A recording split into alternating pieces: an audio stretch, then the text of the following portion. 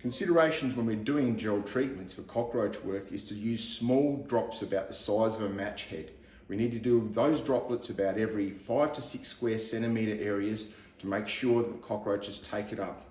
In these areas, it's also recommended we keep hygiene pretty good. Keep it clean, keep it really nice so that the cockroaches haven't got an alternative food source when they're doing these treatments.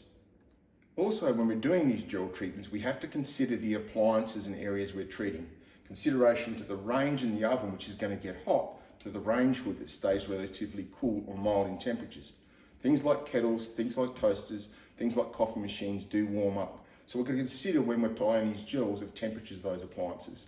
So alternatively, that's when we use a residual insecticide that is actually going to mop up the cockroaches as they transverse those areas. So products like Aralon and Demand Duo are really brilliant in those areas where the cockroaches can pick them up and take them back to other nestmates. If we do spray after we put gels down, this can make the gels inadvertently bitter and not attractive as they are a food source. They are a bait. So trying to keep that bait and fresh is best. Alternatively, if the customers aren't going to clean up or we have those poor hygiene situations, this is when we need a bait that's got better uptake. This is when I use Advent Evolution.